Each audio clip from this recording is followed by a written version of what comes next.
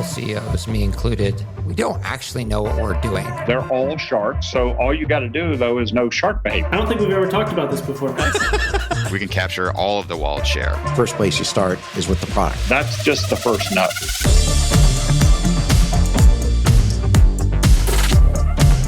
This is the Capital Stack.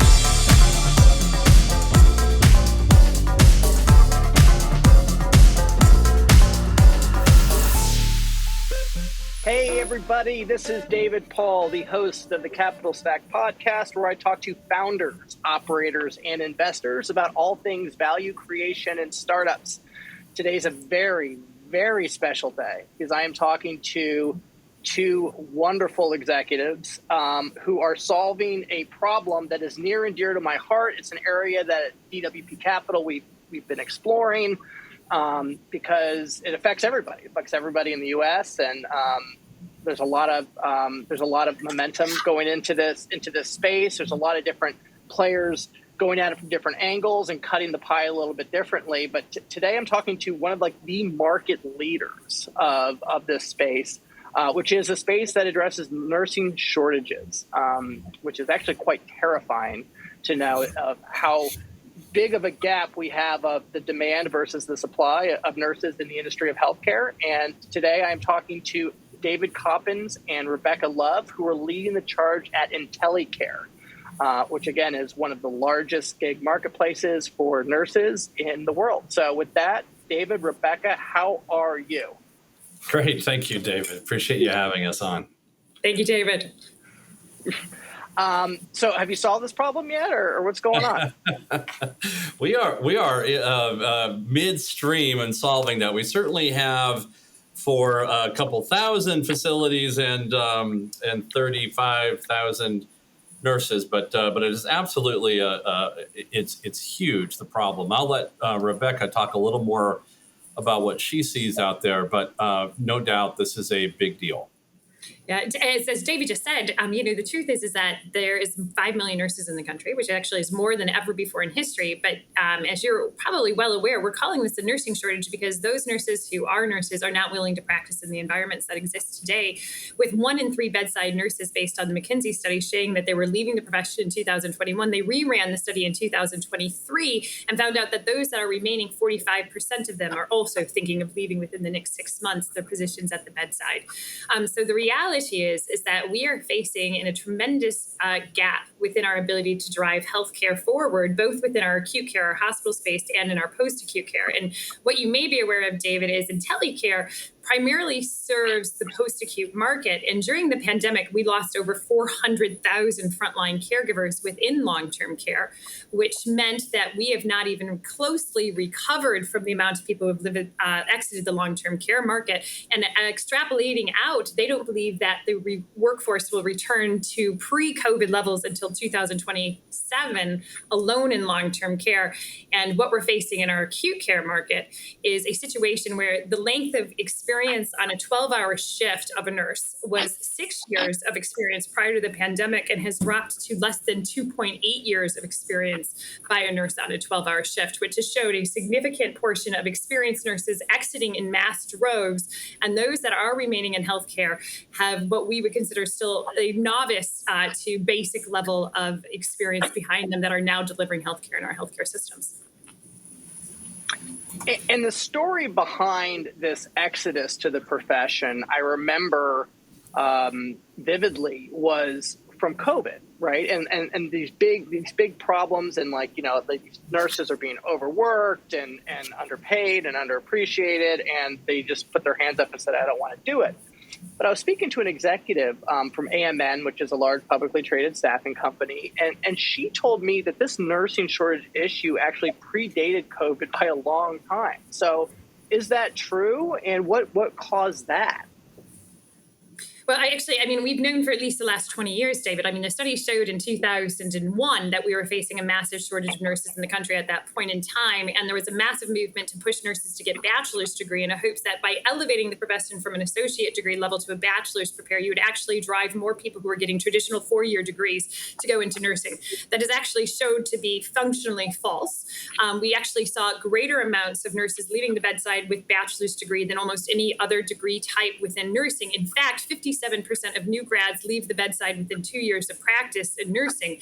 But the truth is we've known this shortage was coming, and really we were going to see the cusp of it heading into 2008, in which was the last time we had a major recession. And at that time, nursing was in serious trouble. We were forcing a whole direction again on international recruitment, but the recession hit, and at that time, the working class, which is many what you still see is the blue collar working class community that nurses are well married into, we're still a 95% female profession.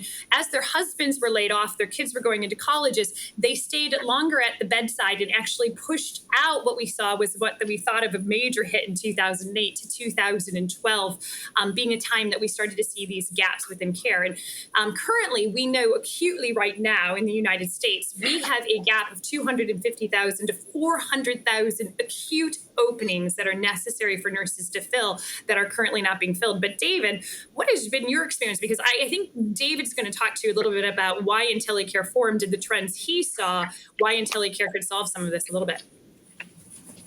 Sure. Yeah, I think that when we got involved in this, we found that there is a large number of nurses that wanted more flexibility in their schedule. And in fact, 30% of nurses and nurse aides really either want or need a lot of flexibility, a lot. But without technology, it's really too cumbersome for healthcare facilities to and the staffing agencies to support them, kind of to offer real unlimited flexibility. The fact that we brought our technology platform to market basically provides unlimited flexibility. And by so doing, it's allowed tens of thousands of nurses to actually work more because now they can actually fit work around their complicated lives, whereas rigid schedules never worked. And so we've been able to bring many more to market, allowing them to work more. And that's helped, make an impact on the nursing shortage and given these nurses the opportunity to actually work in a way that gives them the opportunity to really kind of enjoy the profession again. And maybe, I know I'm not very credible when I say that. Rebecca can certainly speak to that. But by doing that, it's really changed the game for them. And David, I think that, to that point of what you spoke, the truth is we know about 95% of the profession is female, still in nursing even at this day and age. We know that about 80% of nurses go part-time or per diem when they have their first child. And what we know is that there is no system in place that actually scaled that workforce. And this is well-known data across the industry. We just thought we could keep producing more nurses to meet this gap of demand, that we simply would never have to create technology that would optimize this per diem or part-time workforce. And why that matters is the reality is when you take a paper process, put it into technology and speed it up, usually in healthcare, that has created more work for the frontline staff. We would refer to that as an EHR or an electronic health record. Nurses hate it, right, along those lines. But in this situation, we took a paper process, put it into technology, sped it up, and nurses loved it. Because when you allowed nurses the freedom and the flexibility to pick up shifts when and where they want to work, guess what? It went from being able to pick up one shift a month in a per diem capacity to being able to pick up 5 shifts in a per diem capacity, because suddenly it's raining on a Saturday and soccer practice is canceled and your husband can stay home and you can pick up that shift. You're not missing anything meaningful. These nurses extrapolated and were able to actually scale themselves in ways that the traditional models have never been able to scale. So I think that's some of the brilliance in what's happened. And nobody was going to do this in all of healthcare if it wasn't for a staffing organization. Because as you're aware, David, nurses are cost to healthcare systems.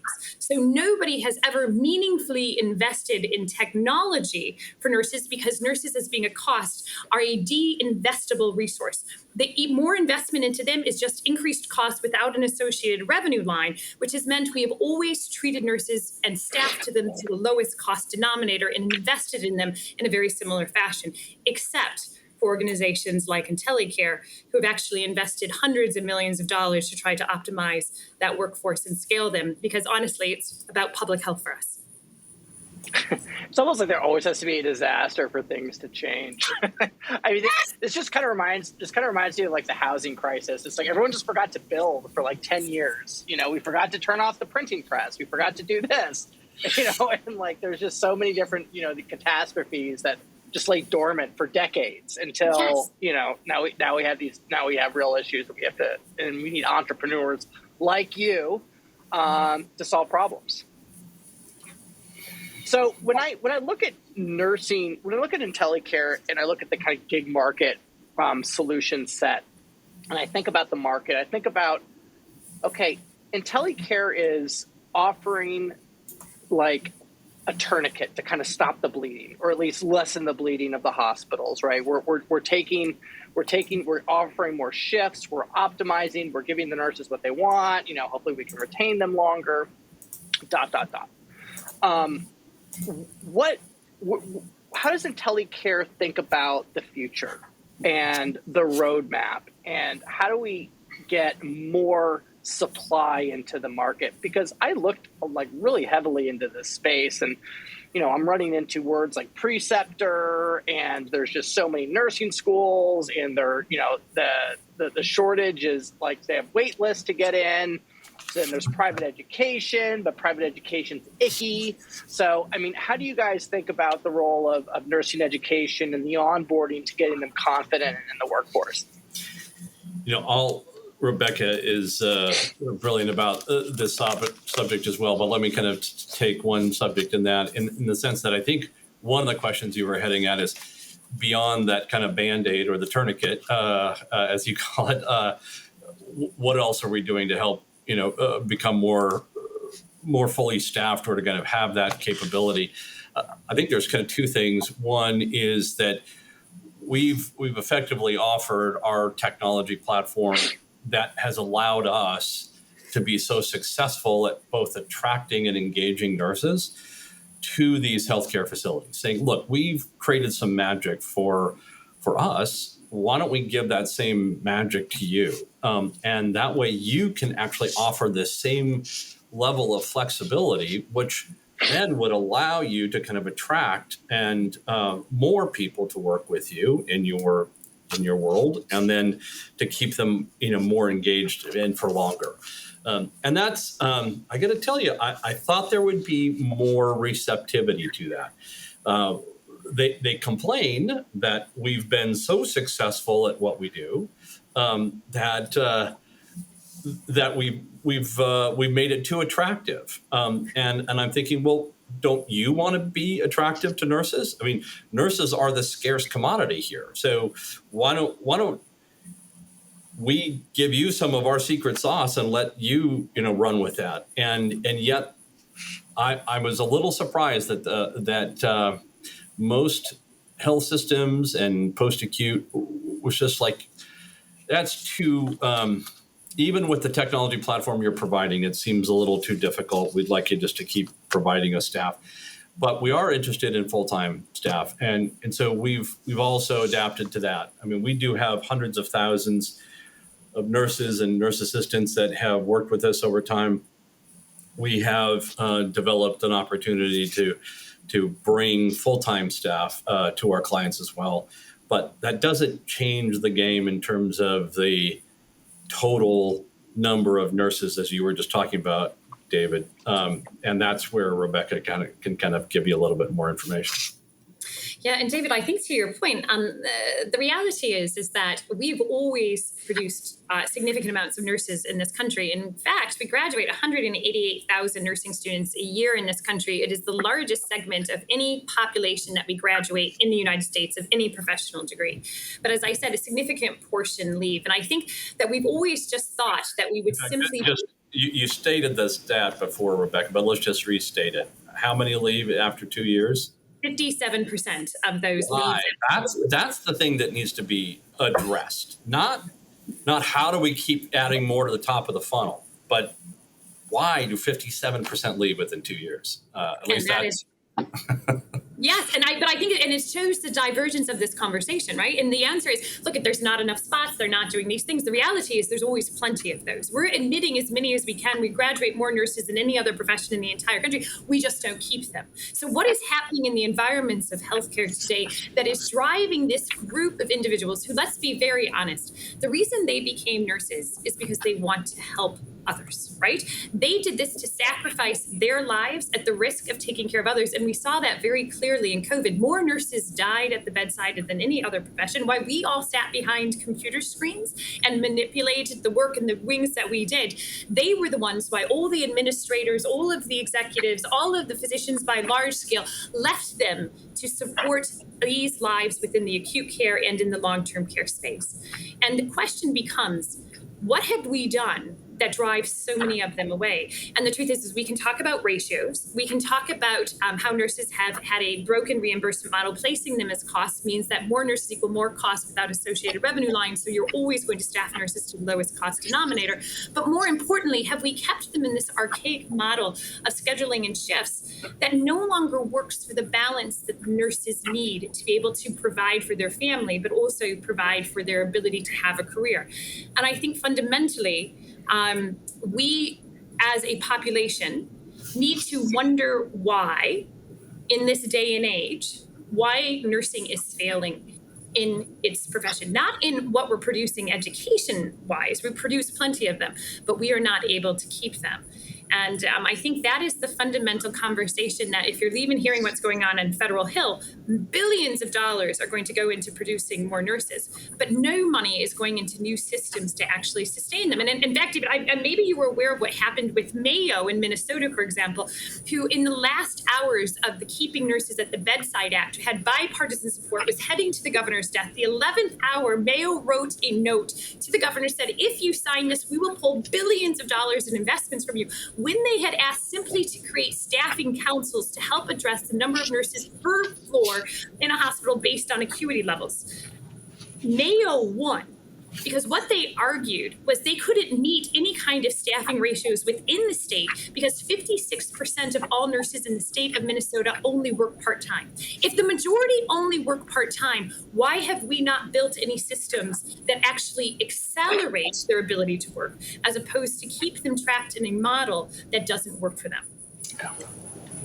So what is, that's complicated. For sure. Like, that's a complicated issue to fix because you have regulations. We're dealing with Washington. They're saying you need this for quality care. We're saying, yeah, we'd like to do that, but we can't. It doesn't exist. You can't just pay nurses more, right? Because that's going to like flop the Medicare rate, right? Like if you just give everybody a 20% raise, like that's going to completely disjoint the whole CMS system. I'm not saying that they don't deserve it or you can't find that money elsewhere, but you probably can. But that's another, threads of the sweater that you're going to have to pull on. So your suggestion is, how do we reorganize the workflow to work for the frontline healthcare workers that makes it a job worth having, right? As compared to a gazillion other jobs that they can have that they could get enjoyment from, which could include doing gig stuff, being creative, doing this, doing that, and getting paid a lot more with a lot less abuse. So if we were to take a look at what the utopian Rebecca Love, like hospital floor would look like, right? Where, she's going to have, 85% retention or 90% retention or 95% retention. What does that look like? So, David, let's be very honest. We know that it works in one state. It would work very well in California. We know that California is with nurse-to-patient ratios, which is an assigned amount of nurses per patient, per number of patients per nurse. We know not only do outcomes go up, mortality goes down, but nurse retention is the highest in the country, and California is the only state without a severe nursing shortage in the entire country. Oregon followed and just passed nurse-to-patient ratios. In Oregon, 17 other states currently have nurse-to-patient ratio legislation pending, with the Pennsylvania just voting last week within the House to actually support nurse-to-patient ratios in those settings. But more importantly, just reintroduced of April of this year, we have actually federal legislation to push forward nurse-to-patient ratios. What I have to say about that is, let's be very honest, if it is mandated, so will the workforce work out, and hospital systems will figure out a way to make it manage. And people would argue that it creates hospital systems to be too costly when you allow for ratios, but you actually find that the most financially successful hospitals are based out of California, and the model actually works better. So the definition is that we can actually mandate ratios, drive better outcomes, maintain the nursing workforce, and actually accomplish more financially with actually drive. And we know healthcare is just getting more expensive.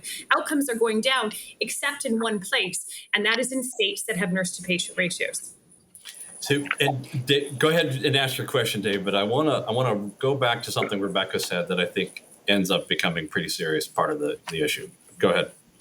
So you're saying that California and Oregon, they have nurse-to-patient ratios versus other states that don't have nurse-to-patient ratios. Correct. Or they might have them, but they have them from like a hospital like requirement, not necessarily a state requirement. Correct. No hospital really requires it, let's be honest. You're going to staff them to the lowest cost denominator. But yeah, David, go ahead, jump in. Well, yeah. And that's what I wanted to get at. You want to staff them to the lowest cost denominator. Okay, David, take a second, put your CEO hat on.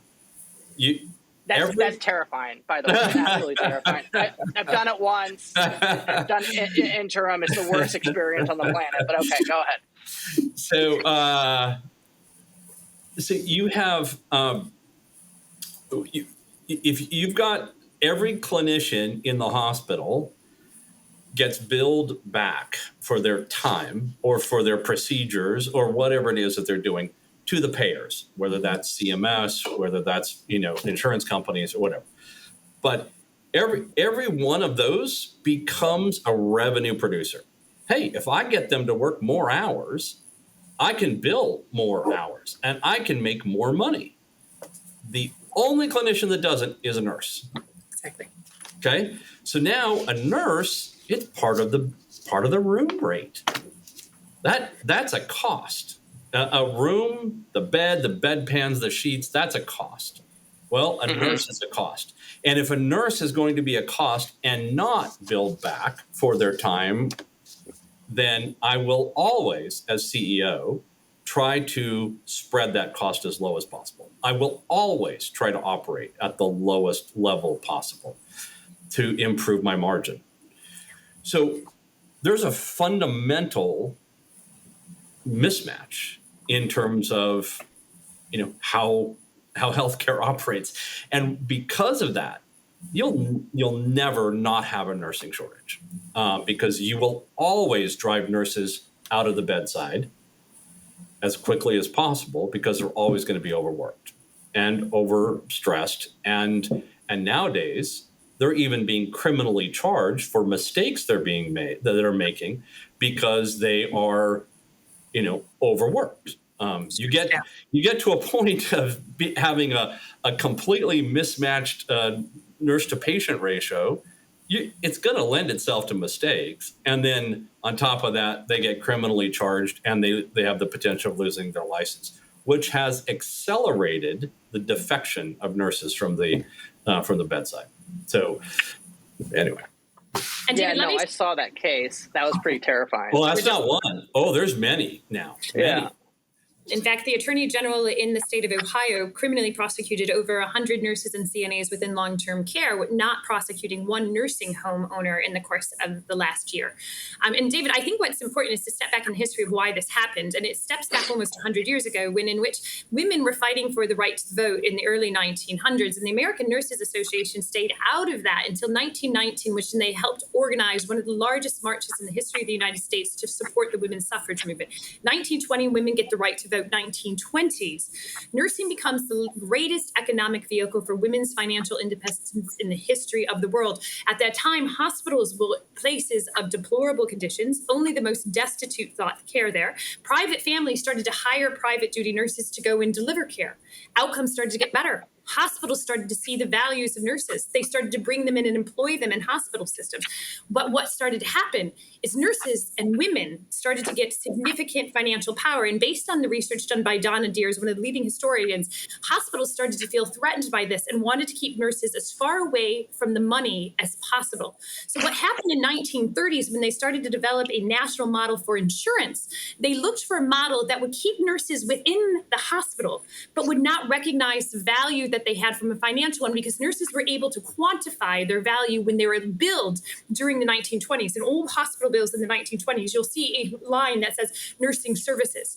So they looked to a model. They saw that maids were rolled into room rates at hotel rooms, and they rolled nurses into room rates in the 1930s, forever bearing nursing as the only healthcare professional that is not a billable service. OT, PT, respiratory therapy, MRI techs, dietary techs, all of them have a reimbursement code except nursing. And I hate to say it, but it was done specifically to keep women and nursing down as a profession. And for 100 years, we have allowed this lack of reimbursement model to exist that is now fundamentally undermining the entire healthcare system today. Because why would any woman, which is still nursing, choose to go into a profession that is a capitated payment model, that you will earn the most you will ever learn at your 20th year of nursing, and that the average salary increase of nurses, I don't know if you're aware of this, David, but on average between 2011 and 2019, the cost of living associated data based on BLS shows that nurses on average only receive a salary increase of 1.6% per year, half of the 3% that most regular Americans receive.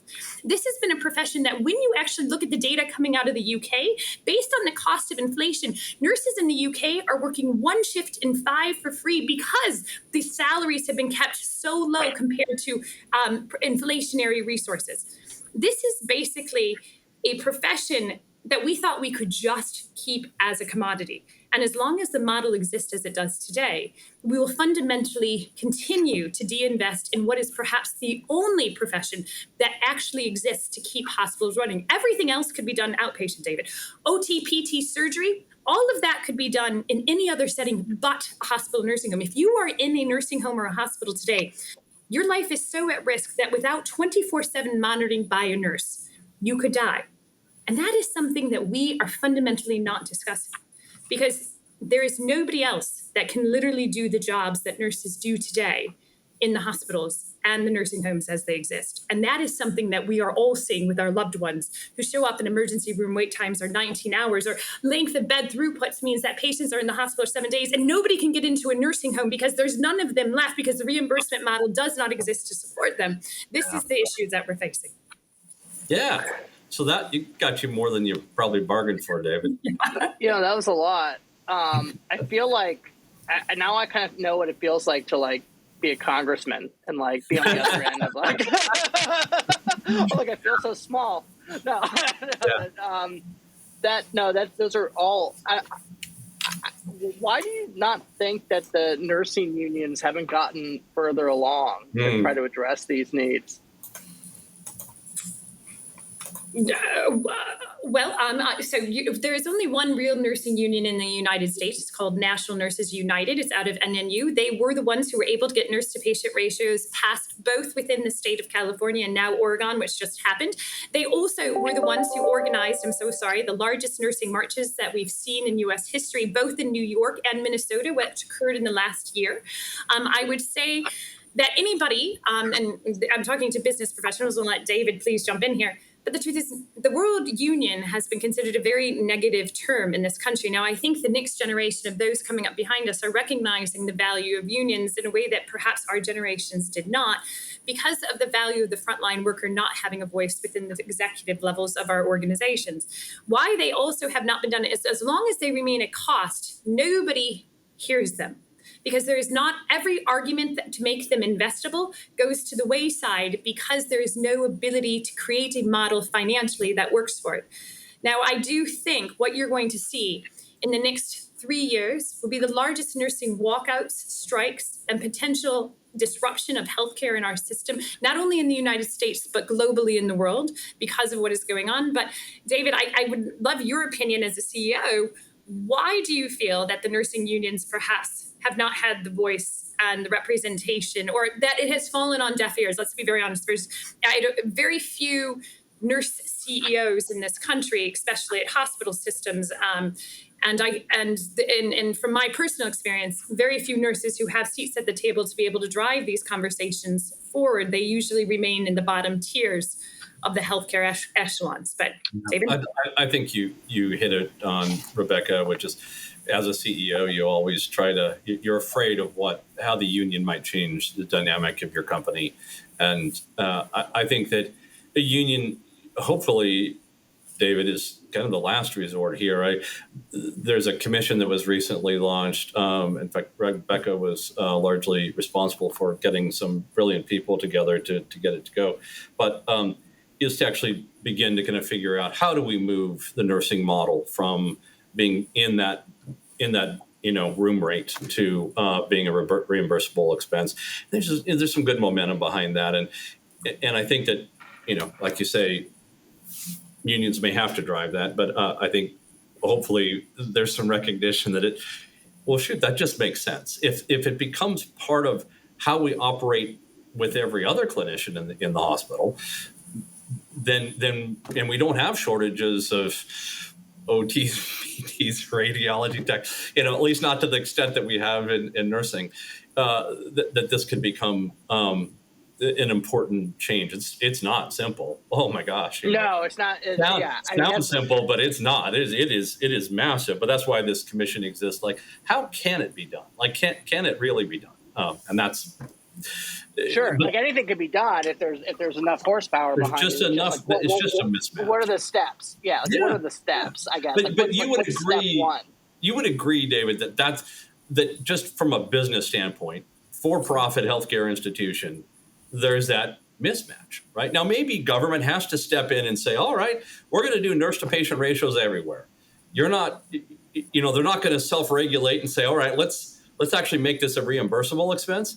But if they come in and say, hey, nurse-to-patient ratios, that'll be a good first step. I think one of the things that Rebecca also talked about is nurses.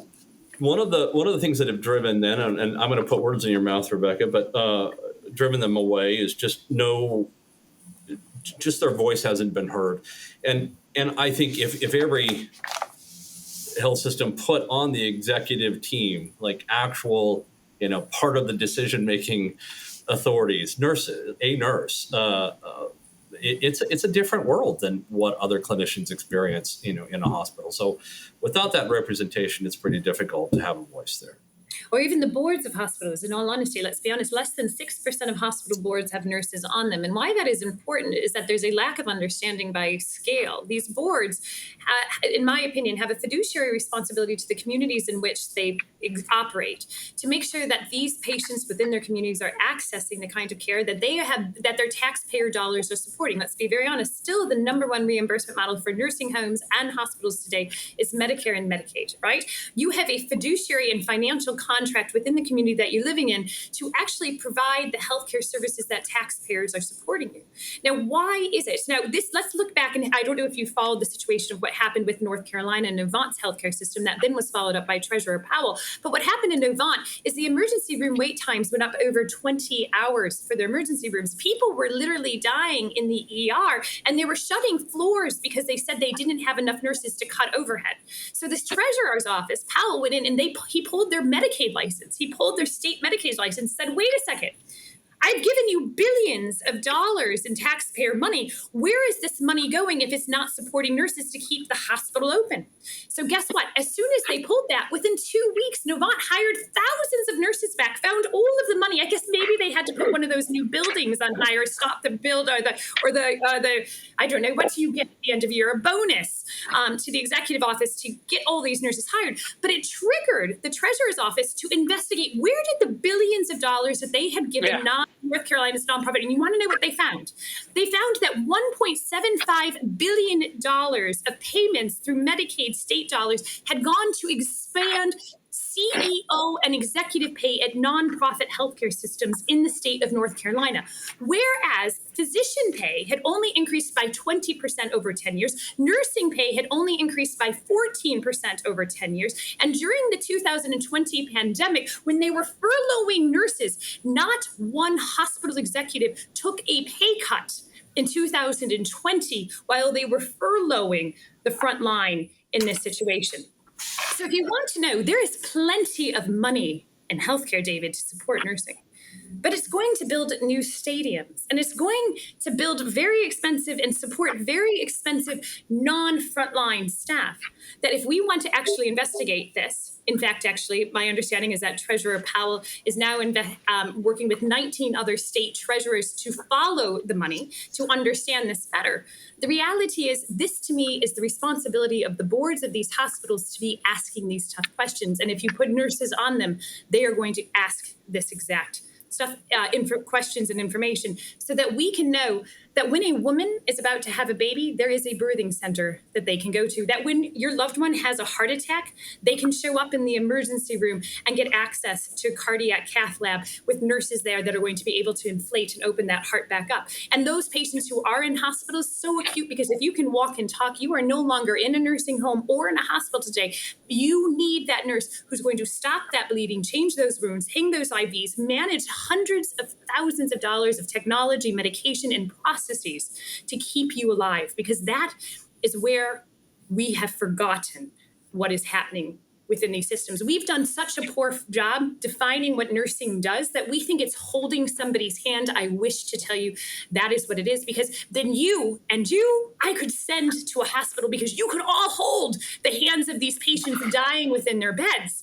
But I don't know if you could manage the trach and the wound and the suction and the IVs and the medications, the blood pressure, all of these things that the nurse does to keep patients alive within those precarious moments. It is the worst day of anybody's life when you need a nurse outside of labor and delivery. And the truth is that is what they cross the threshold every day to do. They deal with people when they are dying or at risk of dying. And somehow we have made them invisible in the value of keeping patients alive. And we need to change that. Yeah. And thank God that there's innovation, right? Because you wouldn't exist. And what's just great about the free markets, right, is that there's a pain point.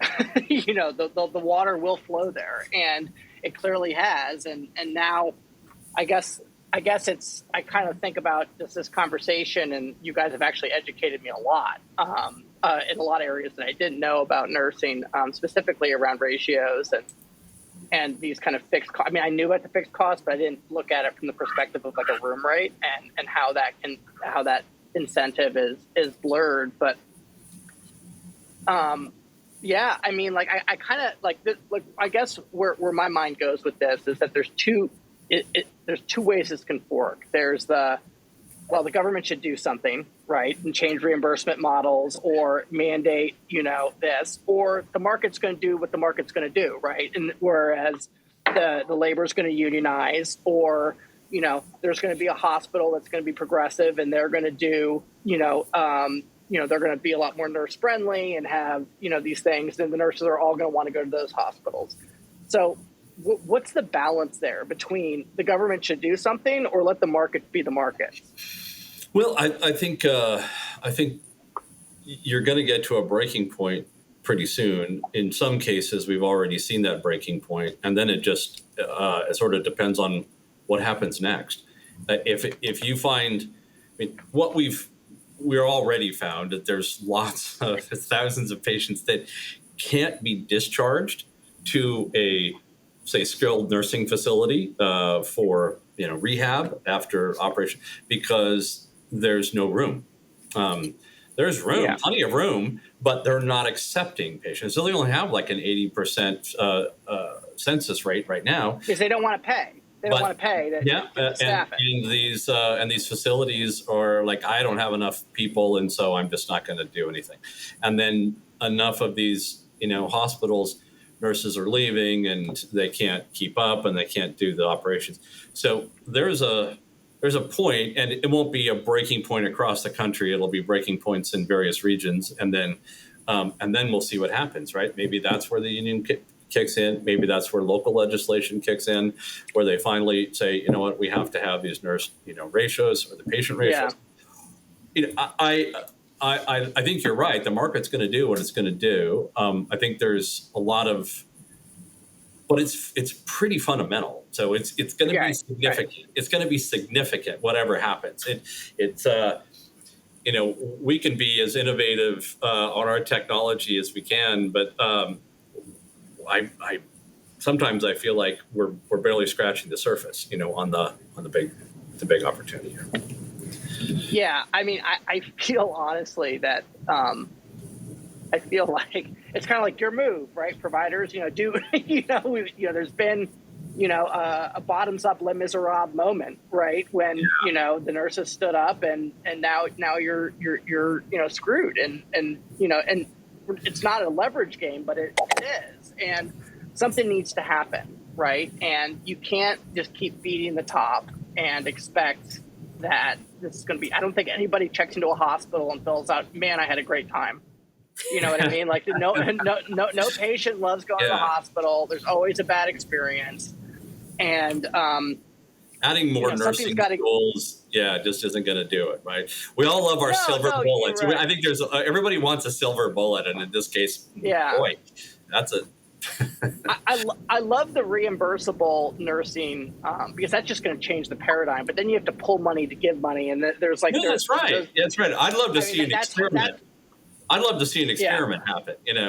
Find some progressive state that's willing to kind of experiment with that. I don't know. It'd be interesting. or even a system, right? Like give me an IDN that's going to get some kind that'll be reimbursed by some kind of like value. It's almost like a value based like employer thing. It's like not even on the patient side, but on the employer side. But this has been very illuminating. Yeah, go ahead. To that point, actually, a lot of people say to me, Rebecca, value-based care will take care of it. And I said, no, actually it won't, because nurses are the only individual without an NPI number. So you couldn't even track it. If you want to do, they're going to say, it's so great, but the room healed the patient. So I think one thing that I also want to address, the elephant in the room, David, which is, David and I, Coppins and I, represent a staffing agency. And people ask me all the time, Rebecca, why did you join a staffing company? Because they're the evil person in this conversation. During COVID, right, there was all these accusations that we took advantage of the free market dynamics, but it was the first time in my world as a nurse that nurses actually could demand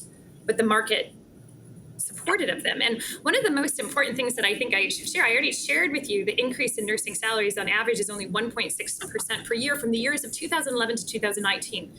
In 2020, was the only meaningful increase in nursing salaries in the history of this country, where nursing salaries went up by 3.26%, still less than the 5.9% of adjustments most other Americans made. But if it hadn't been for staffing agencies, one, we would never have been able to respond to the crisis the way we did. We would never have been able to move nurses to the hot spots within this country. Or, let's be honest, long-term care would have shut down if it had not been for staffing agencies to step in there. But two, they finally allowed nursing to see their value.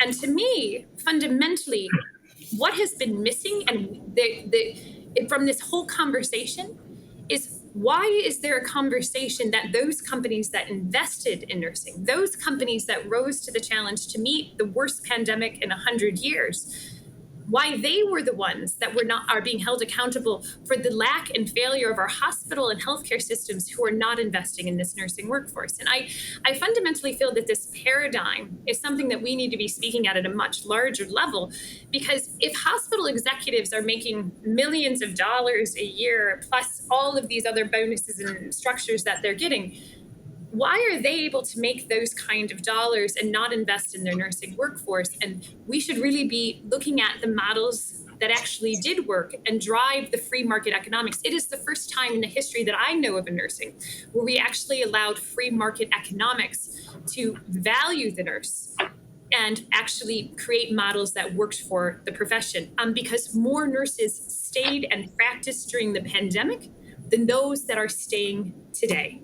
And that says something. More nurses are leaving after the pandemic than during the pandemic, and more nurses actually went back to the bedside. We saw the largest movement of nurses back to the bedside that had entered retirement during the pandemic because of organizations that invested in a staffing model to move them, to send them to the hotspots, because nurses wanted to help.